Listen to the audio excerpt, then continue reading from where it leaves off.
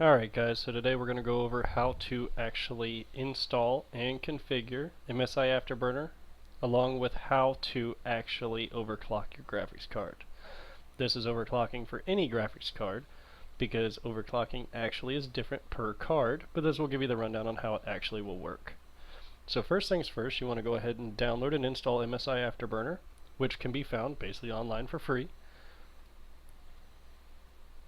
You can just Google MSI Afterburner and it'll be the first link that pops up. Once you're on their website, you want to go ahead and go to Downloads, and the very first link is MSI Afterburner. Go ahead and install it. Once it's done installed, it will come up and look something along the lines of, give me 1 second here because I need to change it to what it's going to look like by default. By default, it will look like this. It'll look like this by default. There's a couple different things you can actually do to it to customize it. I don't actually personally like this view. I go into Settings, and then I'll scroll all the way over to User Interface. The box right here above the picture, you can change it to whatever skin you'd like. When you're done, just hit OK. It'll refresh and look something along these lines. Once you're at this point, you can then set your fan curve, memory clocks for your VRAM, core clocks for your speed of your GPU. You can increase the power limits up to 110% or temps, and you can also mess with your core voltage once you've unlocked it. On certain cards, you actually will need to go into your general settings and unlock voltage control, unlock voltage monitoring, and force constant voltage. This way here, it'll keep your card slightly more stable. Also in here, you can set your fan curve. This will help with the cooling of your GPU and allow you to overclock it further. So, the fan curve will be in here. I keep a decent fan curve on mine. It's not too severe, but again, my card doesn't normally get stressed out too easily, so I don't really need one. Lesser cards, I would go with slightly more of an aggressive fan curve, just for the fact when you're hitting about 75 or so degrees, you want it to be somewhere in the 80% range on fan speed. Or maybe just a hair higher. It's just trial and error on your part to find what you feel is best, versus of course you're going to have noise. I don't really notice the noise because, well, I'm wearing headphones 90% of the time. So besides that, what you're going to need to do is you're going to need to download and install, sorry about that, you're going to need to download and install Heaven Benchmark. This is what pretty much anybody who overclocks their GPU will use just as a base to find what your maximum is. So, I already have it downloaded and installed, but you're more than welcome. Just open Google, Heaven Benchmark, and right here, real-time 3D engine, and free download 247 megs. Go ahead and download it and install it. Once it's done and you go to launch it, it will pop up and look something like this. You can go ahead and do a custom. You can run it as extreme version, basic, whatever you'd like. Just for this test, I normally do extreme version, and I leave it preset to where it's in windowed mode. This will actually allow you to overclock while you're actually running the benchmark. We'll give it a second here to fire up.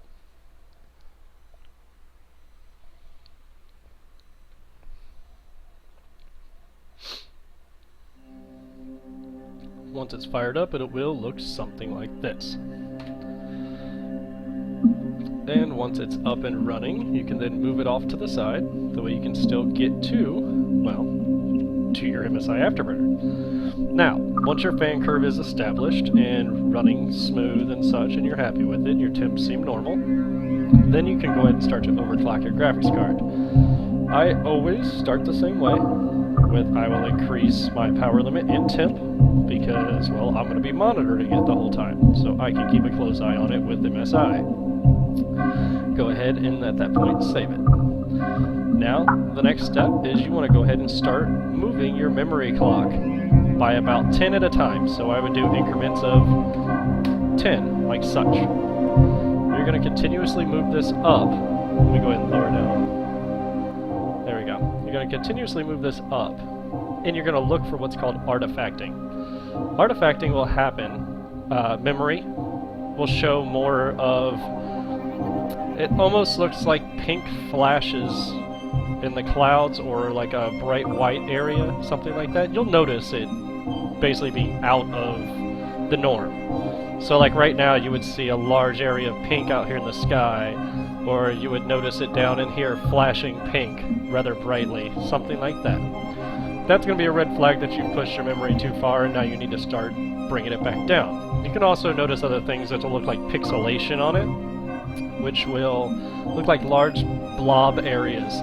That is artifacting. You want to back it down by about 2 or 3 once you hit that point until it becomes stable again and looks like this. Once it does, save it. That is your max memory overclock. When you do, return it back to 0. After that, you're going to start moving your core the same way, and you're going to move it up. As you do, you're going to look again for bright flashes. It will almost look like a white star in the sky. When you see that, that is your core clocks. Now this affects every card differently. A lot of people will actually get a crash. Your driver will crash or your entire system will crash. If this happens, it's fine. Reboot your PC. When it comes up, all your settings will be the same. Just don't start running your benchmark again until you lower that down slightly. Once you do, that is your max core.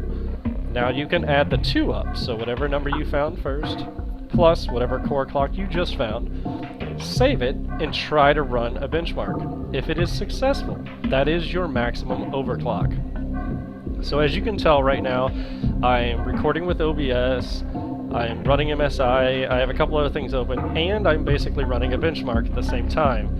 And my temp is stable right at 70 because of the fan curve I have. Room temperature comes into play, but in general, the colder this temperature is, the higher your overclock can be. This is why nitrogen cooling, water cooling, and such come into play. Now, if you get to the point where your temperatures are still fine, but it is crashing on you when you get to a certain limit of overclock, this is because basically your graphics card needs more voltage to go further. Increasing voltage is fine if you know what you're doing. Basically, the voltage will cause your temperature to go up. You want to keep this in what you would feel is a safe range. I will not push my card over 82 degrees Celsius. That's my okay, I've hit far enough range. So, my normal OC for something just video games and such looks like this. I have 90 on core, 450 on memory, 24 on core volts. That is stable for running benchmarks for me.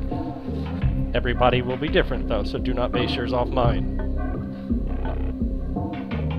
But this is how you would find it. So basically, you're going to make your fan curve, get your temperatures right, and then you're going to go ahead and open up Haven. You'll push your memory clocks first, 10 at a time, looking for artifacting. Once you see it, back it down slightly, and mark the number down.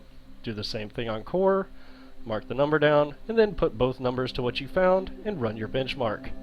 If you'd like to push harder, you can always add a little bit. Core voltage, I suggest 6 at a time. So 6, 12, 18, 24, until basically you're hit the temperature limit of what you feel is safe for your card.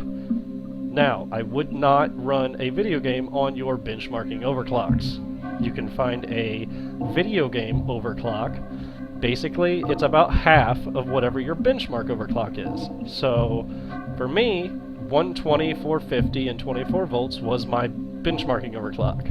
My gaming is 67 on core, memory at 250, and I still leave it at 24 core volts. Temperatures are still maxed out when I do it. That's just my personal preference. But if anybody has any questions, anything like that, you can definitely leave it in the comments below. I'll gladly answer it as soon as I see the comments. Thanks for watching.